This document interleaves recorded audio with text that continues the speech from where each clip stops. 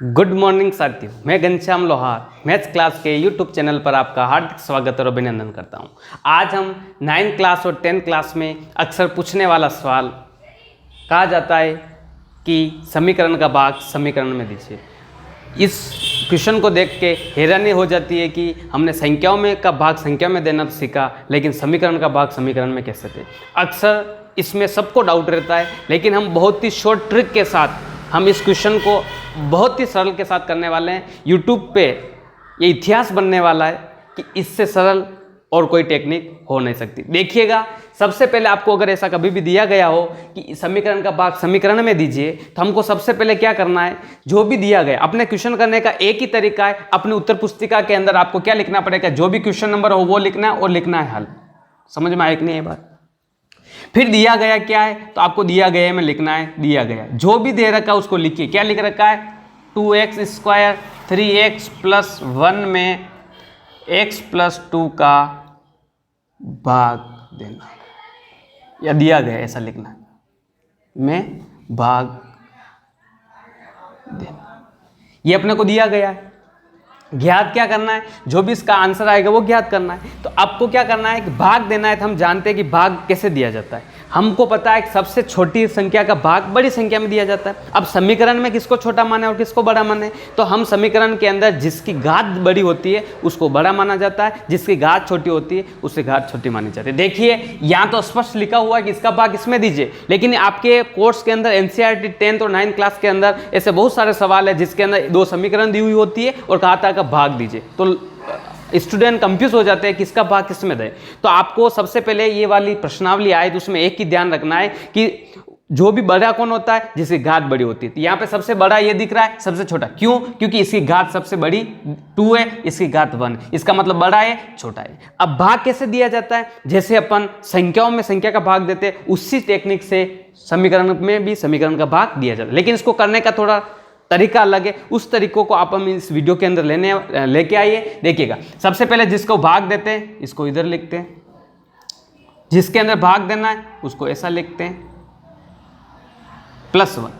इसमें क्या किया जाता है, वहां पे भी एक संख्या यहां सेलेक्ट करनी, यहां पे भी एक संख्या सेलेक्ट करनी, एक एक का भाग देते रहना है। तो सबसे पहले आपको पता है इसका भाग किसमें देना है, इसमें। तो आपको क्या लिखना पड़ेगा, 2x स्क्वायर, क्या लिखना पड़ेगा 2x स्क्वायर, किसका भाग देना है, x का भाग देना है। अब कैसे भाग देते हैं, तो सबसे पहले पता होना चाहिए संख्या का भाग संख्या में देते हैं, चर का भाग चर में देते हैं। तो यहाँ पे संख्या को संख्या में देने, संख्या का भाग तो जा ही नहीं रहा है क्योंकि संख्या एक बार, तो संख्या को ऐसा कैसा लिखना है। फिर चर का भाग चर में, तो नीचे कितना है 1x, ऊपर कितने 2x। तो आपको पता है 1x में से 1x चला जाएगा, कितना x बचा 1x। इसका मतलब पूरा भाग देने से क्या हुआ 2x। इसका मतलब 2x स्क्वायर में x का भाग देंगे कितना आएगा 2x। जो भी भागफल आता है उसको इधर लिखो चाहे इधर लिखो, तो मैंने यहाँ लिख दिया। बात समझ में आई कि नहीं है आपको।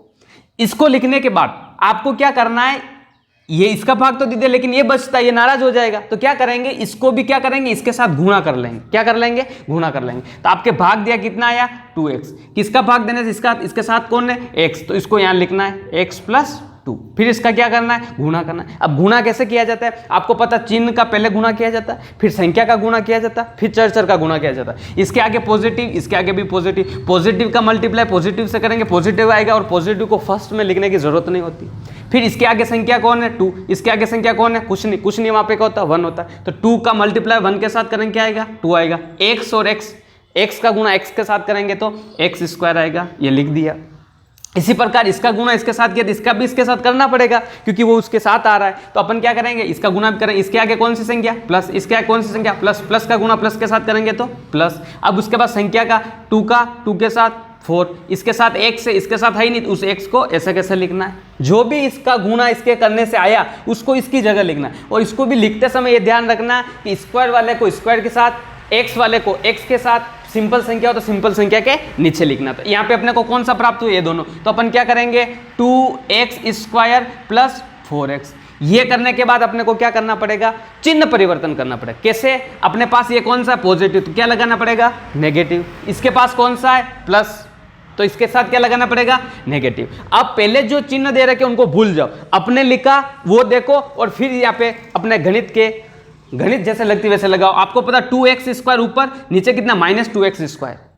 तो 2x स्क्वायर में से -2x स्क्वायर चले जाएगा, कुछ नहीं बचेगा।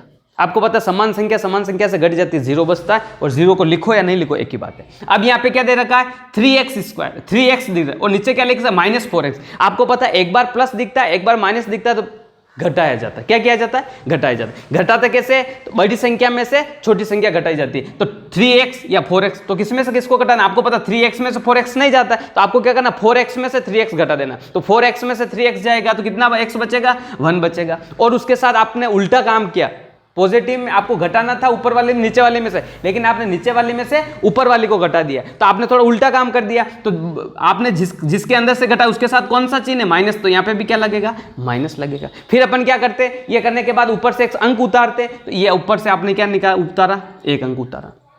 अब नीचे क्या होगा? -x+1 हो गया।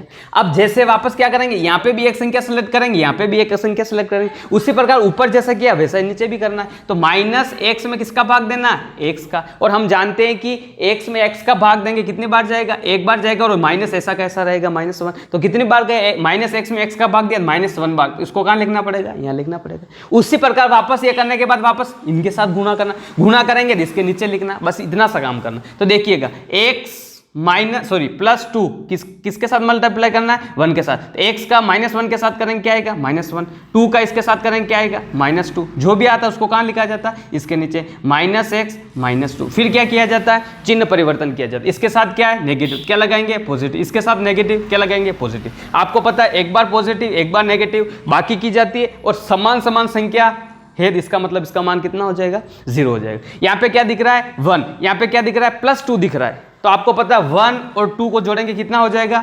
3 हो जाएगा। तो ये क्वेश्चन ये समाप्त होता है अपना, और इसको शेषफल बोलते हैं। कहीं कहीं लिखा जाता है इसका भाग इसमें दीजिए और शेषफल ज्ञात कीजिए। यहाँ पे अपना शेषफल कितना आया? अपना शेषफल 3 आया। भागफल कितना आया? भागफल आया 2x - 1। इस प्रकार इन समीकरण का भाग समीकरण में देते हैं। तो ये प्रश्न यही समाप्त करते हैं। अगले वीडियो के साथ हम पुनः मिलते हैं। तब तक के लिए जय हिंद, जय भारत, जय राजस्थान। और इस प्रकार के अनेक और वीडियो प्राप्त करने के लिए इस वीडियो को लाइक, शेयर और सब्सक्राइब करें। तब तक जय हिंद, जय भारत, जय राजस्थान।